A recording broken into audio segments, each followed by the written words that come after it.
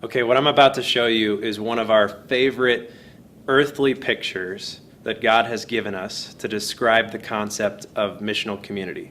On the screen here, you see a picture of aspen trees. As you take a look at this, how many trees do you think are in this photo, or how many trees do you think are in the field? The answer, which surprised most of us, is one. It's just one tree with lots of different shoots coming out of the ground. And by the surface appearance, it looks like a colony of trees, but they've all got an interconnected root system, which makes them one tree. And the aspen is an incredibly just cool organism. Let me read a little bit about the aspen for you. This aspen tree, called Pando, is a colony of a single aspen tree in Utah, all determined to be a part of a single living organism identical by their genetic markers.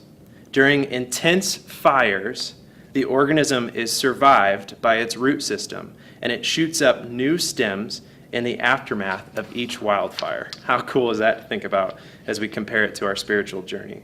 An individual stem can send out lateral roots that, under the right conditions, send up other stems. And from all above ground appearances, the new stems look just like individual trees. The process is repeated until the whole strand of what appears to be individual trees forms into an intense community. And we think that the aspen tree really paints that picture of missional community. Because of their interconnected root system, think about what that means for us. Because of their interconnected root system, they are able to sustain fire, catastrophe, and disaster by just shooting up new trees. And this could sustain generation after generation after generation. And in our own life, a missional community could sustain generation after generation after generation and outlast the ministry of a single person. That's why we get so excited about missional community. And Paul talks about it in 1 Corinthians 12 when he says this: "Now you are the body of Christ and individually members of it.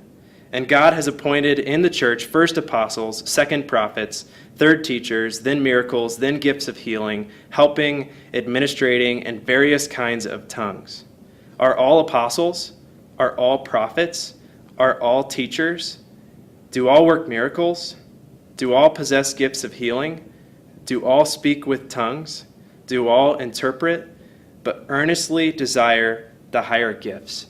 So Paul goes through this passage and he describes such a variety of forms of gifts that we are each given. And when we're part of a team, we each bring those individual, unique gifts to the team and contribute our gifts to the team. Paul ends this passage with this curious statement at the end. He says, "And I will show you a still more excellent way." And we kind of read that and go, more excellent than what? What are you talking about, Paul? More excellent than hate? More excellent than being disinterested in each other? No.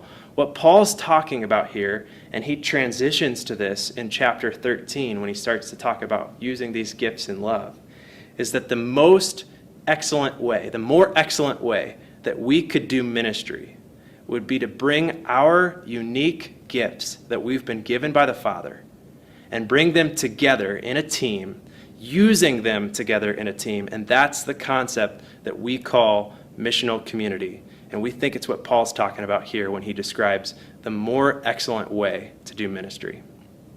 So, as we conclude this third truth of empowering others, and you think about missional community in your own sight, let me ask you, where do you see examples of missional community in the scriptures?